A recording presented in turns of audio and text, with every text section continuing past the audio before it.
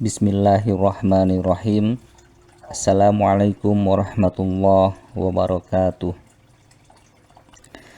Perkenalkan, nama saya Hamzah Zailani, mahasiswa YAI Persis Garut.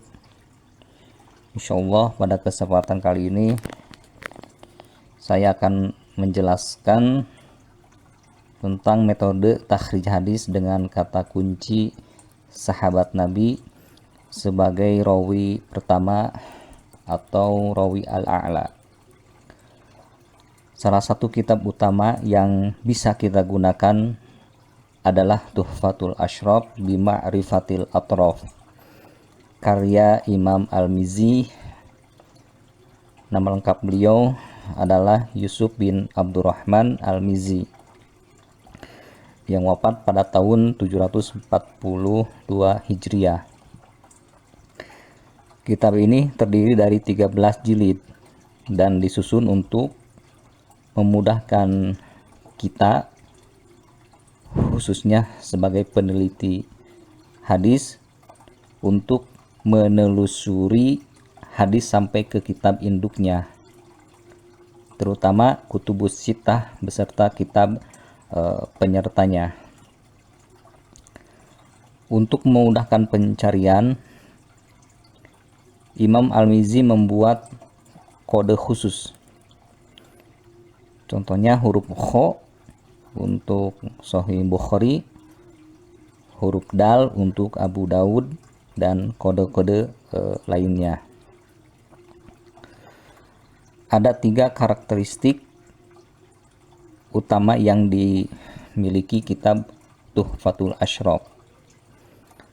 Karakteristik pertama, disusun secara sistematis.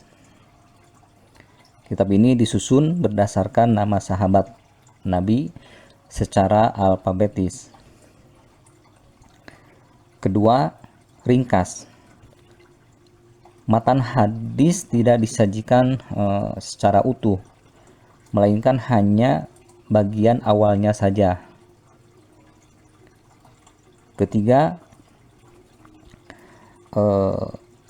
sanad ditulis secara lengkap sehingga peneliti bisa mengetahui variasi atau seluruh jalur periwayatan hadis tersebut. Penting untuk dicatat, sebelum menggunakan kitab ini, kita harus memastikan bahwa hadis yang kita miliki mencantumkan nama sahabatnya. Jika tidak ada nama sahabat, kita wajib beralih ke metode takhrij yang lain. Sekarang mari kita praktikan. Misalkan dalam sebuah artikel kita menemukan sebuah hadis tentang syair dari sahabat Ubay bin Ka'ab, di mana Rasulullah SAW bersabda, "Inna minasyi'ri hikmatan." Artinya sesungguhnya sebagian dari syair itu mengandung hikmah. Di sana tertulis keterangan hadis riwayat Bukhari. Namun pertanyaannya, apakah hanya Imam Bukhari yang meriwayatkan hadis ini? Untuk menjawabnya, mari kita buka Tuhfatul Ashraf jilid 1. Mengapa jilid 1? Karena nama Ubay bin Ka'ab diawali oleh huruf alif, yaitu Ubay bin Ka'ab. Alif. Setelah menemukan nama Ubay bin Ka'ab, tugas kita belum selesai. Kita harus menelusuri halaman demi halaman untuk mencari matan yang cocok. Setelah kita telusuri, kita menemukan hadis ini di bawah riwayat salah seorang murid Ubay, yaitu Abdurrahman bin Aswad. Nah, kita perhatikan di sana tercantum kode kho dal, kof. Artinya apa?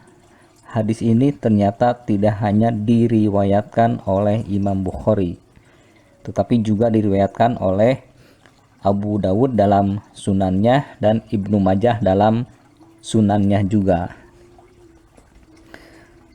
Luar biasanya lagi, Imam Al-Mizzi tidak hanya menunjukkan kitabnya secara global. Beliau juga memandu kita secara detail dengan menyebutkan nama kitab sekaligus nama atau nomor babnya di kitab asli. Sebagai contoh, di samping kode tersebut, Imam Al-Mizzi menuliskan bahwa dalam Sahih Bukhari dengan kode kho, hadis ini berada di Kitabul Adab pada nomor urut bab 90. Sementara itu dalam Sunan Abi Dawud dengan kode dal, hadis ini berada di Kitabul Adab nomor urut bab 95. Dan dalam Sunan Al-Majah dan dalam Sunan Ibnu Majah, hadis ini terdapat dalam Kitabul Adab nomor urut bab 41. Lalu, apakah setelah menemukan petunjuk dari Imam Al-Mizzi, tugas kita sudah selesai? Jawabannya belum. Untuk memastikan keakuratan dan keasliannya, kita perlu melakukan verifikasi akhir dengan membuka langsung ketiga kitab asli tersebut, yaitu Sahih Bukhari, Sunan Abi Dawud, dan Sunan Ibnu Majah. Ketika kita buka bab yang ditunjukkan, terbukti dan sesuai dengan yang ditulis oleh Imam Al-Mizzi. Teks hadisnya ada di sana secara utuh. Nah, langkah konfirmasi ini sangat penting agar hasil takhrij kita valid dan dapat dipertanggungjawabkan secara ilmiah. Nah, bagaimana? Mudah dan sangat terbantu bukan belajar takhrij dengan kitab Tuhfatul Ashraf. Semoga penjelasan praktik ini bermanfaat bagi para peneliti hadis. Saya Hamzah Zailani. Terima kasih atas perhatiannya. Wassalamualaikum warahmatullahi wabarakatuh.